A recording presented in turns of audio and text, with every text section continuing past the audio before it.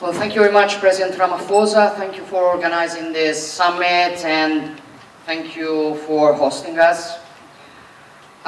This G20, as many said before me, is being held in Africa for the first time, which is, in my opinion, a circumstance that makes it particularly symbolic. But at the end of the day, it is impossible to talk about any model of cooperation and development for the future without Africa. Others before me talked about this spirit of Ubuntu, which is part of this nation's culture, according to which we define who we are in relation to others.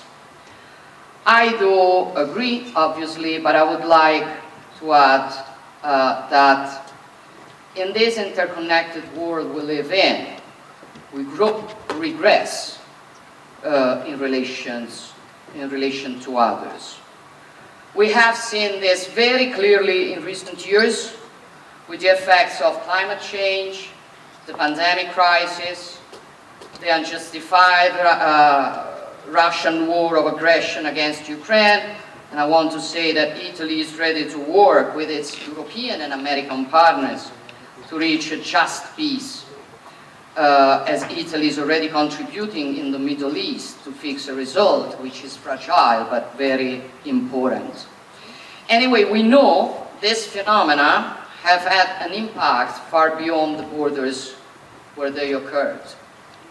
This is why cooperation is inevitable, and this is why we need growth based on shared rules and truly fair trade relations. We know very well now the real effects of unrestrained globalization, which are very different from those who were praised. It verticalized and concentrated wealth, it multiplied poverty, it weakened democracy and social safety nets, and these are mistakes we cannot repeat.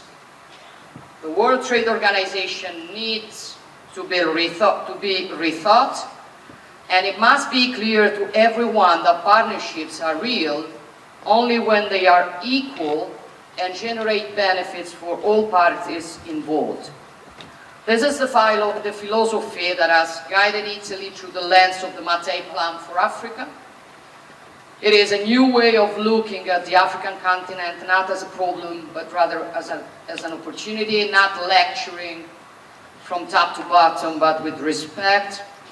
And this is an initiative that is already involving 14 African nations, a number we intend to increase every year, and that can count on well-built synergies with the African Union, the United Nations, international financial institutions, and the European Union with the Global Gateway.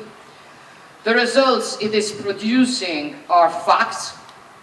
I'm thinking of the Lobito corridor between Angola and Zambia to connect and bring prosperity to regions that are currently isolated in which we are contributing in an important way.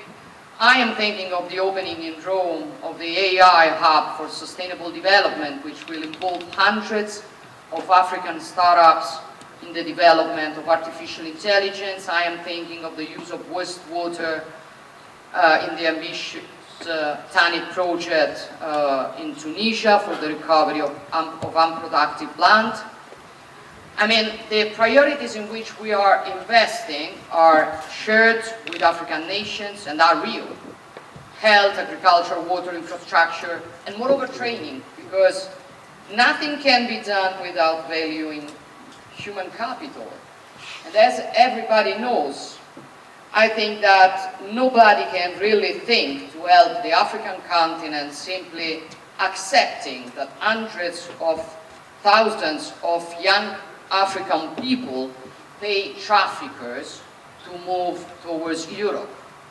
That is why, together with Nigeria and in partnership with the Global Partnership of Education, we've launched a campaign to raise $5 billion and improve the education of 750 million children in different nations. And however, to build an Africa that is truly capable of competing on equal terms, we obviously cannot ignore the burden of debt that weighs on many of the nations of this continent. So Italy has also decided to reduce the debt of low and middle income countries by 50% over the next 10 years, and above all to convert the entire debt of the least developed countries into investments plan for those countries, which is a choice, I consider a choice of justice and responsibility that we hope others will follow. We believe this is the right path to take in order to build development, and we can do it together with humility and moreover with respect for the others. I thank you.